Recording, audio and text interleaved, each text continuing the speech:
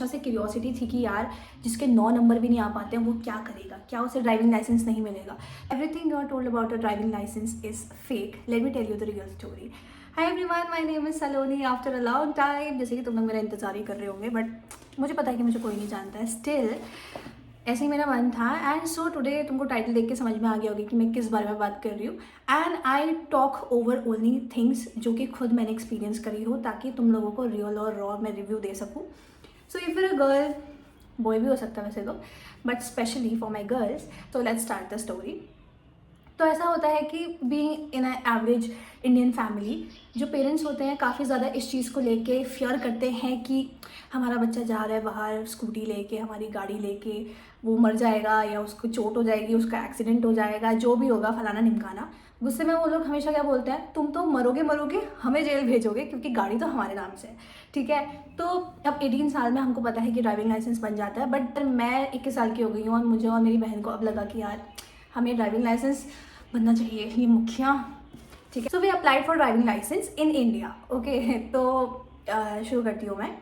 जैसे हमारा सबसे पहले क्या होता है कि हमको ड्राइविंग लाइसेंस के लिए रजिस्ट्रेशन करना पड़ता है। अब जो रजिस्ट्रेशन की साइट है, वैसे अगर ऑप्शन होगा तो मैं लिंक डाल दूंगी इसमें, लेकिन ये होता है वेलकम परिवहन सेवा। Can you guys see that? It's okay. ठीक है, तो हमारा जो परिवहन करके है, ये हमारी गवर्नमेंट साइट है। यहाँ पे को हमें अपना रजिस्ट्रेशन वगैरह करना है, क्योंकि मेरे पापा देख रहे थे ये सब चीज़ें, क्योंकि मेरी बड़ी बहन ये सब चीज़ें देख रही थी, तो मैं एकदम एट लीस्ट इंटरेस्टेड थी। मुझे कुछ नहीं पता था कि मुझे क्या करना है, कैसे होना है करके, क्योंकि ऑब्वियसली मेरे से बड़े कर रहे हैं और अगर कुछ गलत भी हो गया तो वही लोग रिस्पॉन्सिबल है, मेरी कोई रिस्पॉन्सिबिलिटी नहीं। बट मैं तुम्हें बता देती हूँ कि जो जो डॉक्यूमेंट्स मुझसे मांगे गए थे ड्यूरिंग रजिस्ट्रेशन, वो था मेरे 10th का मार्कशीट। ठीक है, 10th और 12th का भी रख लेना, मतलब कॉपी वगैरह, या तुमको ओरिजिनल फ़ोन में भेजना पड़ता है। एंड क्या बदतमीज़ी है कि मक्खी। ठीक है, और फिर हमको चाहिए था उसमें पैन कार्ड। ठीक है, फिर हमारा आधार कार्ड एंड हमारी पासपोर्ट साइज़ फ़ोटोज़। अभी ऐसा है कि अगर तुम्हारे आधार कार्ड में कोई इशू होता है, जैसे कि मेरे पापा के नाम पे काफ़ी ज़्यादा इशू था, and I was like traumatise कि मैं इतना चेंज कराऊंगी, अभी तो बन रहा है, फिर चेंज करने में अलग से पैसा टाइम लगेगा। बट लकीली वो लोग 10th की जो मार्कशीट है उसको वो बेस मानते हैं। ठीक है, तो अगर तुम्हारा कोई भी इशू है तो तुम्हें डरने की ज़रूरत नहीं है मेरी तरह। रजिस्ट्रेशन होगा तो उसके तुमको 16 या 15-16 दिन बाद तुमको बोला जाएगा कि तुम लोग आओ अपना एग्ज़ाम दो। ठीक है, तो ये रजिस्ट्रेशन है। इसमें कुछ तुम्हारे मतलब गूगल में तुम लोग देख लेना, वैसे तो चलो मैं बता ही देती हूँ। इशू करने के हमारे क्या है 150 रुपीज़ से ऐसे लगेंगे। ठीक है, इनको ओवरऑल कॉस्ट बता देती हूँ। देखो, मैं एक एक चीज़ का तो नहीं बता सकती क्योंकि ऑब्वियसली मैंने पैसे दिए ही नहीं है, मेरे पापा ने किया है जो क्या है। बट अगर तुम लोग गूगल में भी सर्च करोगे तो उसमें ऐसा है कि 900 से 1000 तक का तुम्हारा एक वो बन जाता है कि इतना तो लगेगा ही लगेगा। बट मैं तुमको अगर बोलूँ तो तुमको जो सेफ बजट अपना रखना है तो वो तुम 1200 से 1300 के बीच में रख सकते हो, कि इतना तो मतलब लग ही जाएगा। इतना तुमको रखना, अगर कुछ बच जाएगा तो तुम अपना उससे कोल्ड कॉफ़ी पी लेना। ठीक है, तो सेटिंग एवरीथिंग अपार्ट, तो रजिस्ट्रेशन के हमारे 15-16 दिन बाद हमको बुलाया जाता है पेपर देने के लिए। एंड आई स्टिल रिमेंबर, पता है तुमको क्या हुआ कि मैंने अपने पापा को बोला कि मतलब ऐसे जब मेरी मम्मी का ड्राइविंग लाइसेंस बन रहा था, हम लोग बहुत छोटे थे उस समय, तो है ऐसा हमने बोला कि पेपर वगैरह होता है क्या? तो मेरे पापा ने बोला कि नहीं, वो तो पहले होता था, अब नहीं होता है। ठीक है, तो we were very chill. 14th day की नाइट को we were having our dinner. मेरे भाई ने बोला कि तुम लोगों ने अपनी प्रिपरेशन कर ली एग्जाम की, तो we were like looking at our father. हमने बोला कि पापा ने तो बोला कि एग्जाम नहीं होता। हम इतने बुद्धू थे कि हमने गूगल भी नहीं करा भाई, हमने यूट्यूब पे सर्च किया कि एग्जाम होता नहीं, इतना ब्लाइंड ट्रस्ट है। और मैं तो वैसे ही बोल रही हूँ कि मैं तो तीसरे नंबर पर आ रही थी, तो मुझे इन सब चीज़ों के बारे में कुछ पता भी नहीं करना था। तो अब ऐसा था कि 14 की हमको रात को पता लगता है कि हमारा ड्राइविंग जो ऐसे लाइसेंस बनने में हमारा टेस्ट भी होगा, जो CBT यानी कि कंप्यूटर बेस्ड टेस्ट होगा। तो अब क्या हुआ कि 14 की रात को हमने नहीं पढ़ा, लेकिन 15 की सुबह जब हम अपना ब्रेकफास्ट कर रहे थे, हम लोग हेड कर रहे थे जाने के लिए, तो उसके बाद हमारी वीडियोस खुली and then we got to know कि जो क्वेश्चन मतलब जो होगा कंप्यूटर बेस्ड टेस्ट होगा, उसमें सिर्फ सिम्बल्स आएंगे। अब तुमको लग रहा है कि यार इजी होगा, मुझे भी ऐसे लग रहा था कि इजी होगा, लेकिन ऐसा नहीं था। तो मैं बता दूं कि हम लोग सुबह उधर पहुंचे एंड देन सबसे पहले क्या होता है ना, हमारा वेरिफिकेशन होता है।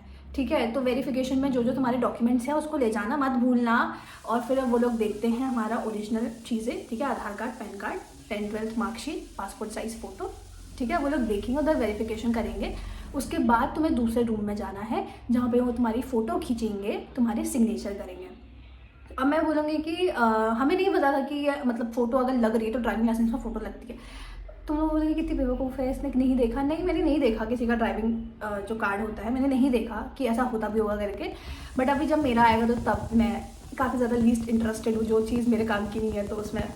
ठीक है, तो अच्छे से बन के जाना, क्योंकि फिर पापा ने बोला कि जो फ़ोटो खिंच जाएगी तो वो हमेशा के लिए रहेगी। मेरी बहन ने ऐसे करी स्माइल, और मैंने सिर्फ स्माइल करी। ठीक है, comparatively I was looking fine that day, तो ठीक हो गया। और सिग्नेचर ना शॉर्ट कर देना, क्योंकि हमने क्या है, हम पूरा सिग्नेचर करते हैं। सपोज मैं सलोनी आनंद, तो मैंने सलोनी आनंद लिखा। अब वो क्या है, एक राइटिंग पैड देंगे, उसमें एकदम हौच पौच कचड़ा हो गया, और वो तुम्हारा जो एक पास जैसा आएगा उसमें तुम्हारे सिग्नेचर वो होंगे।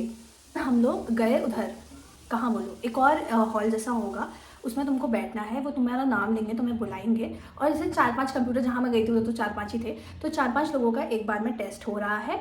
एंड टेस्ट में आ रहे हमारे क्वेश्चंस। अब मुझे बहुत सारे क्वेश्चंस तो मुझे याद नहीं है, लेकिन जो मुझे ऐसे थोड़ा सा टफ लगा था।